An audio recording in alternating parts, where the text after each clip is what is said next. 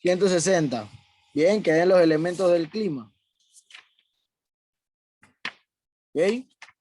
En los elementos del clima tenemos lo siguiente. Dice que los elementos del clima son fenómenos físicos que ocurren en la capa más baja de la atmósfera, o sea, la troposfera, y su interacción determina las condiciones del tiempo. Bien, eso lo van a subrayar.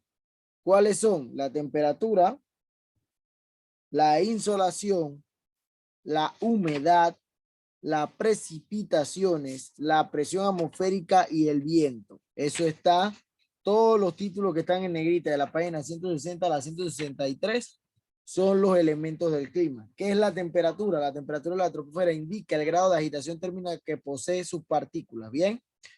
La temperatura de la atmósfera es lo que determina, vale la redundancia, la temperatura con la que va a estar el día o el mes. Bien. Página 160. ¿Ok? Eso es lo que va a determinar. Entonces, sigo. Esta magnitud varía de un lugar a otro, pues es modificada por factores como la altitud, la latitud, distancia del océano, la dirección de los vientos, las precipitaciones y la presencia o ausencia de vegetación. Por ejemplo, a medida que aumenta la altura, disminuye la temperatura. Entre más alto usted vaya, más frío hace, como en el volcán Barú. Entre más usted vaya arriba del volcán, más frío va a ser. ¿Ok? Siempre ha sido así. Bien. Entonces, sigo. Dice que según la temperatura, el planeta se divide en 3 áreas. Zona cálida, zonas templadas y zonas frías. Eso lo subraya. Bien. Se divide en esas 3 áreas. ¿Ok? Daniel, diga. Sí, profesor. Son las 3 zonas: cálida, fría y templada. Panamá obviamente está en la zona cálida, que está entre los trópicos. Ahí ve el dibujo en la página 160. En esta zona los rayos solares indicen, como dije la vez pasada, perpendicularmente. Ellos caen directamente en la zona. Por eso es que aquí es una zona cálida. Bien, por esta razón las temperaturas son elevadas y hay muy poca diferencia de temperatura entre la época y otra. O sea, entre la época seca y la época de lluvia. Panamá se encuentra obviamente en la zona cálida. 2 zonas templadas. La zona templada la ve ahí, que son las que están divididas en color como verde. Bien, las 2 zonas templadas están ubicadas entre los trópicos de Cáncer, que se le llama así, el trópico de Cáncer y el trópico de Capricornio. Bien, y los círculos polares. Y en esta zona, los rayos solares indicen de manera inclinada a comparación de la zona cálida. Por eso se observan 4 estaciones. Todos los países que se encuentran en el trópico de Cáncer y debajo del trópico de Capricornio son países donde hay 4 estaciones. Ahí se ve. ¿Ok? Estados Unidos tiene 4 estaciones y en la parte de Sudamérica, lo que es Chile, Bolivia, Perú, Argentina, son zonas donde hay 4 estaciones. Bien, nosotros por estar en la zona cálida, donde se ve en rojo ahí en el dibujito de la Tierra, que está el trópico de Capricornio y el de Ecuador, no tenemos 4 estaciones. Zonas frías. En los círculos polares las temperaturas son siempre frías, pues los rayos inciden de manera muy oblicua durante el año. Como los polos están en la parte opuesta a cada uno de la Tierra, son como las tapas de la Tierra en ambos lados, los rayos entran, los rayos de sol le dan, pero mínimamente. Solo le da de manera que es como para que decir que hubo día en las zonas polares. Bien, vamos a la insolación. La insolación es la cantidad de radiación solar que recibe un determinado punto de la superficie terrestre en un periodo específico y recibe el nombre de insolación. Eso lo subraya. A usted cuando le dicen sí porque usted le dio insolación fue porque usted, cuando va a la playa y se queda mucho tiempo en un punto estático, usted recibe mucha luz solar. Por lo tanto, usted se va a empezar a sentir mal y a marearse porque está recibiendo demasiada luz. Bien, eso es lo que ocurre. Recuerde que la playa, como está en las costas o está pegado al borde del mar, es un área abierta y por lo tanto los rayos del sol inciden mucho más que en el área de la ciudad. En el área de la ciudad, como hay muchos edificios, es muy difícil que la luz entre directo, sino que golpea los edificios, aunque estemos a la misma temperatura En todos lados pasa eso. Ella varía, dice que la insolación varía con la latitud, pues la mayor latitud disminuye la insolación, es decir, las zonas polares reciben menos insolación, como se podrá ver en la página 164. Eso lo vamos a ver ahora más adelante. Bien, con los factores del clima. Bien, y pues, entonces la radiación solar se manifiesta en la superficie terrestre en forma de energía lumínica y calórica. Eso lo subraya. Elementos indispensables para la vida o por medio de los rayos ultravioleta que son perjudiciales para muchos seres vivos. Recuerden que el sol le hace mucho daño de una hora a cierta hora porque son rayos, siempre él produce rayos UV, que son los rayos ultravioleta, pero a cierta hora es donde hay menos nubosidad y el sol incide más directamente a la Tierra. La humedad, que es el otro elemento del clima. La humedad es la cantidad de vapor de agua que contiene la atmósfera y proviene de la evaporación del agua, principalmente los océanos. Eso lo subraya. Lo que da calor o lo que usted siente como calor en la temperatura es la humedad. La humedad hace que las personas sientan muchísimo más calor. ¿Por qué? Porque cuando el agua se evapora y se convierte en gas, el gas usted no lo ve. Usted tiene el gas en el ambiente. Entonces, si se evaporó mucho gas y ese gas es caliente, obviamente usted va a sentir calor. Por eso en las noticias, cuando dan el tiempo, siempre dicen temperatura 30 grados y porcentaje de humedad 20%. O sea que hay mucha humedad, por lo tanto va a haber mucha calor. Bien, es importante saber eso. Dice, de este modo, cuando la temperatura aumenta, el aire puede retener más vapor de agua. Vamos a la página 162. Las precipitaciones. ¿Qué son las precipitaciones? Consiste en la caída de agua procedente de la condensación del vapor del agua que se produce en el aire, o sea, la lluvia. La precipitación es todo lo que es lluvias. Cae en diferentes maneras, en forma de lluvia, si cae agua líquida, y en forma de nieve o de granizo, si cae en agua en estado sólido. Los factores del clima alteran las precipitaciones. Por ejemplo, las precipitaciones varían con latitud, pues las áreas próximas registran más lluvias que las zonas templadas y las regiones polares por la humedad y la insolación son mayores. Bien, si alguna vez usted ha ido, cuando usted sale, vamos a decir que salió de su casa y estaba lloviendo súper fuerte. Y cuando ya va llegando allá a la ciudad, no está lloviendo. Que usted ve la diferencia que está lloviendo de aquí para acá y de allá para acá no. ¿Por qué? Porque recuerde que como las precipitaciones son el vapor de agua que sube, o sea, las nubes llenas de agua, a veces la nube está posicionada sobre una parte del país y la otra parte no está recibiendo esa nube. Por lo tanto, cuando usted va en camino, usted ve cómo llueve de un lado hacia allá y del otro lado no está lloviendo. ¿Ok? O sea que la nube está sobre ese pedazo y hasta ahí llega. De acá, de ahí hacia allá no va a llover. Bien, y se ve como raro, pues que esté lloviendo de ahí para allá y de allá para acá no, y usted está parado ahí justo donde lo está viendo, donde se divide. Y eso suele pasar porque como las nubes se condensan y las nubes son de cierto tamaño, ella solo cubre cierto punto. Bien. Dice que además las precipitaciones aumentan con la latitud, ya que en zonas bajas llueve menos que en las más elevadas y con la proximidad de los mares y océanos. Pasa mucho. Por lo menos nosotros que vivimos en el área de Panamá Norte es una, como se dice, es una montaña. Entonces, la llanura está allá abajo. Villasaíta, de ahí para allá, todo eso es llanura. O sea que es un plano. ¿Dónde llueve primero cada vez que va a llover aquí? Llueve primero en la montaña. O sea, acá arriba, en Panamá Norte. Las Lajas, Gonzalillo, todo lo que tiene que ver de aquí para allá. Porque es una montaña. Y como el agua va en bajada, ella empieza a llover desde la montaña hasta el llano. ¿Ok? Es muy importante eso. La presión atmosférica. El aire ejerce una fuerza sobre la superficie del planeta que se llama presión atmosférica. Eso lo subraya. Normalmente no nos damos cuenta del peso del aire, puesto que la atmósfera presiona en todas las direcciones. Donde el aire caliente asciende, se crean zonas de baja presión o ciclones. Y en aquellos lugares donde el aire frío desciende, se generan zonas de alta presión o anticiclones, asociadas a una mayor estabilidad atmosférica. Como le dije, y como vamos a ver ahora con el viento, nos vamos a dar cuenta que esta presión atmosférica afecta para crear lo que llamamos tornados o huracanes. Bien, la zona de baja presión, que es la zona donde hay un aire frío, que a veces se combina con el caliente, es lo que crea los que conocemos como huracanes. Por eso a veces te dice que, bueno, ya empezó la temporada de huracanes en Estados Unidos o en el mar Caribe. ¿Por qué? Porque la zona de baja presión, o sea, el aire frío bajó más, se combinó con el caliente y se empiezan a producir huracanes. Bien.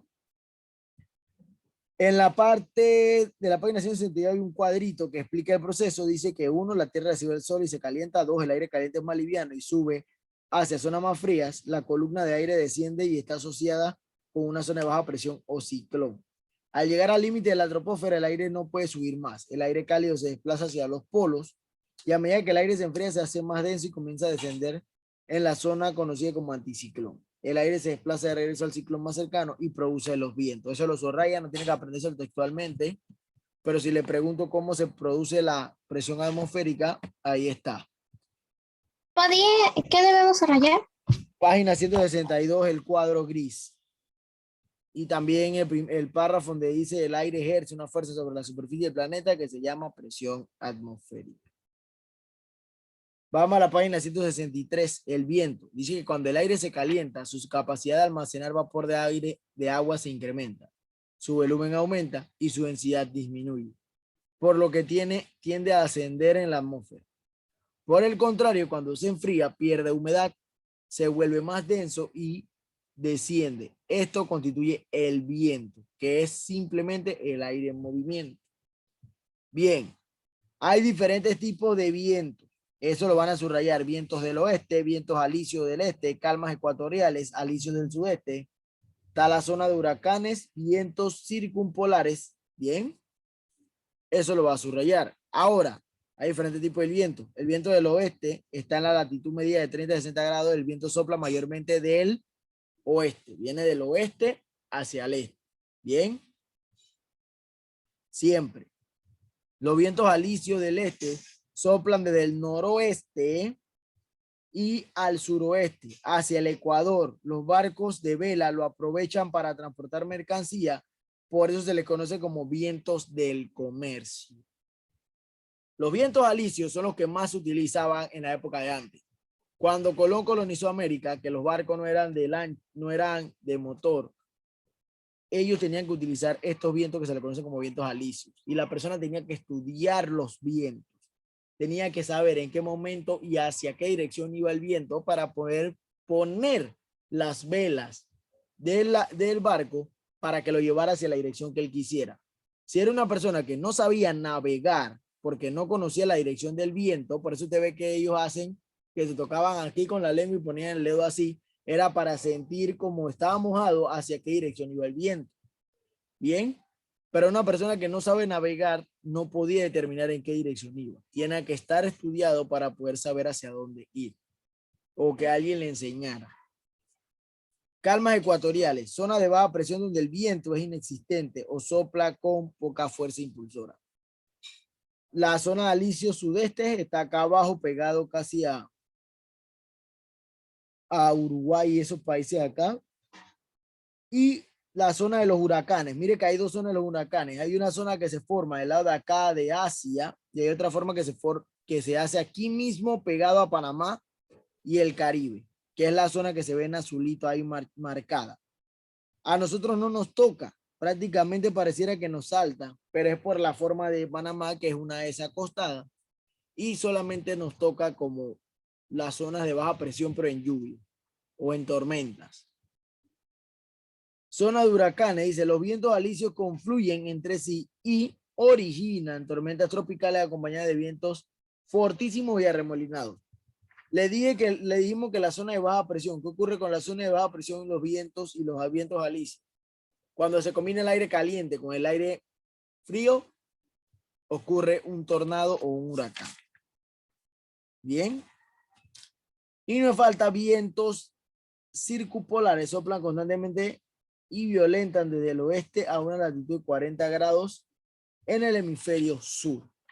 Y en los vientos circumpolares se encuentran más que todo pegados casi a los casquetes polares. Bien, vamos a los factores del clima. Página 164.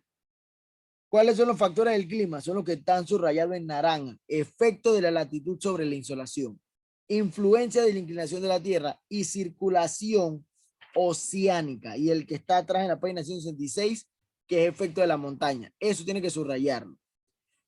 Efecto de la latitud sobre la insolación. Lo que hablábamos en antes. Dígame. Diga. ¿Dónde había que subrayar? Página 164, los títulos que están en naranja. Y en la 165, el título que está en naranja. Y en la 166, el título que está en naranja. Esos son los factores del clima. Si le pregunto cuáles son los factores del clima, son esos. Bien. Dice que los efectos de la latitud sobre la insolación. El clima, así como muchas otras cualidades del planeta, depende directamente de la energía que aporta la radiación solar. La superficie terrestre, la atmósfera y la masa de agua, como conocemos los lagos, se calientan a medida que absorbe la energía calórica de la luz solar. Sin embargo, debido a su forma esférica, no toda la superficie terrestre recibe igual cantidad de radiación solar. En las regiones ecuatoriales y tropicales, el sol irradia directamente sobre nuestro planeta. ¿Qué quiere decir esta parte de los efectos de la latitud sobre la insolación? Como la latitud es donde gira la Tierra de manera del eje X, horizontalmente, ella tiende a cambiar la insolación. Porque si la Tierra está virada, el sol que pega obviamente en el tropical es mucho más caliente porque cae perpendicularmente al que está acá abajo, porque el sol le va a pasar apenas por arriba. Eso es lo que tratan de explicar. Y como dije, la insolación es el punto de foco donde más sol hay. ¿Ok? Vamos a ver la influencia de la inclinación de la Tierra. Cuando se mencionó en la página 158, el eje terrestre está inclinado 23,67 grados, a lo que da como resultado la formación de estaciones en la latitud templados y polares y en la época seca, lluviosa y en las zonas tropicales. Bien, en las zonas tropicales solo tenemos seca y lluviosa y en las zonas de estaciones tenemos latitud templadas y polares. Bien, las polares obviamente son otoño e invierno y las latitudes templadas son primavera y verano. ¿Ok? Vamos a ver la circulación oceánica. La circulación oceánica dice que es la corriente oceánica, son movimientos de agua ocasionados por la rotación de la Tierra e influenciados por los vientos y ubicados en los continentes. Eso lo subrayo. Bien, todos los movimientos que hace el mar es porque la Tierra gira. Recuerden que está girando sobre su propio eje. Además, le pegan los vientos y eso libera calor, cambiando las direcciones o a las aguas del mar. Dice que se divide en corrientes oceánicas superficiales, lo subraya, y corrientes profundas. Son dos tipos de corrientes. Bien. ¿Qué ocurre ahí? Ocurre lo siguiente. En las corrientes oceánicas superficiales, las corrientes ocurren cerca de la superficie del océano en su desplazamiento. Puede transportar agua o fibra calientes. Hace hacia diferentes regiones influir sobre la temperatura del aire que se encuentra sobre ella. De este modo, las corrientes cálidas calientan el aire, lo que eleva la temperatura, mientras que las corrientes frías producen el efecto inverso. Ahí se ve el ejemplo de las corrientes cálidas, son las rojas, las que están en el dibujo, y las corrientes frías son las azules. Si nos damos cuenta, las corrientes cálidas son las que predominan sobre las corrientes frías. No hay muchas corrientes frías, son las que están pegadas al Ártico o a los lugares que conocemos como que siempre ha habido nevadas o hay un lugar frío. Bien. Entonces dice que eso tiene que subrayarlo. Recuerde que las corrientes oceánicas superficiales se dividen en frías y calientes. ¿Ok? Es muy importante saber eso. Dice ¿Hay que subrayar? la página ¿Qué? 165, donde dice corrientes oceánicas superficiales. En términos general, el agua fría tiende a moverse de latitudes subpolares hacia los trópicos a lo largo de las costas occidentales de los continentes, y el agua cálida lo hace de los trópicos hacia las latitudes del ambiente. Bien, o sea que lo hacen al revés. Uno viene del lado frío hacia el lado caliente y el otro del lado caliente al lado frío. ¿Ok? Corriente profunda, probablemente como un efecto compensatorio del movimiento del agua, ocasionado por las corrientes superficiales se produce en flujo de aguas más de 1000 metros de profundidad. Bien.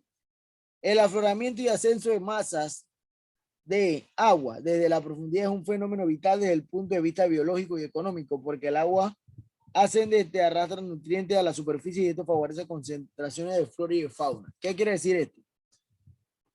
Nadie sabe cuánto mide el fondo del mar. Nadie nunca llega al fondo del mar. El ser humano ha llegado bastante lejos gracias a los submarinos, pero no sabe exactamente cuándo es el fondo del mar. Busque la fosa de las Marianas, que es la fosa de mayor longitud en el mundo, está debajo del agua. Nadie ha logrado saber cuánto mide o hasta dónde llega. Bien. ¿Y qué ocurre?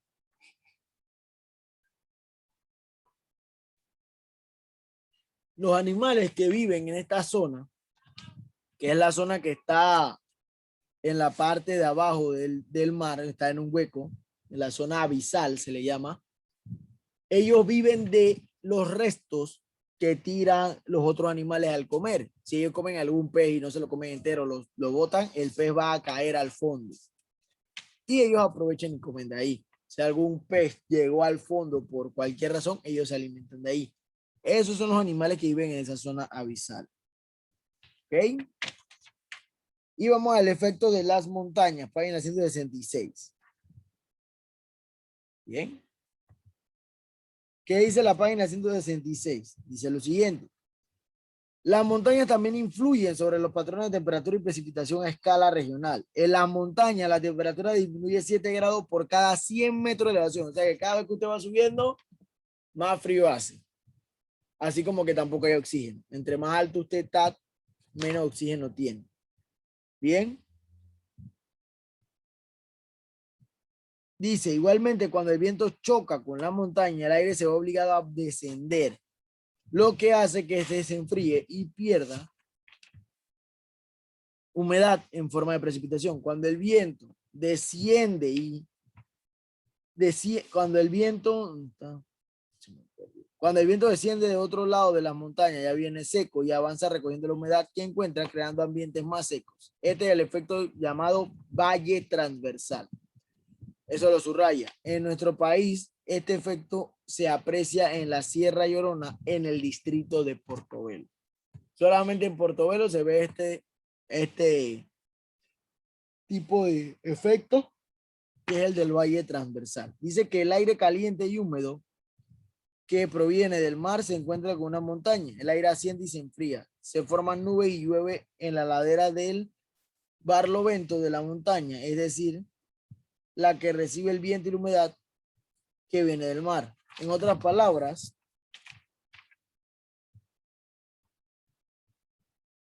lo que ocurre es que cuando el mar, obviamente él evapora agua, ¿no? Y ese viento va a chocar contra una roca, contra una montaña, lo hace. Pero cuando vas a la montaña, cuando la pasa, ya no es el mismo aire, es un aire muchísimo más frío, no es cálido y por lo tanto, eso hace que la cantidad de lluvia sea menor. Bien, es muy importante eso. Bien, ese es el ejercicio de la próxima semana.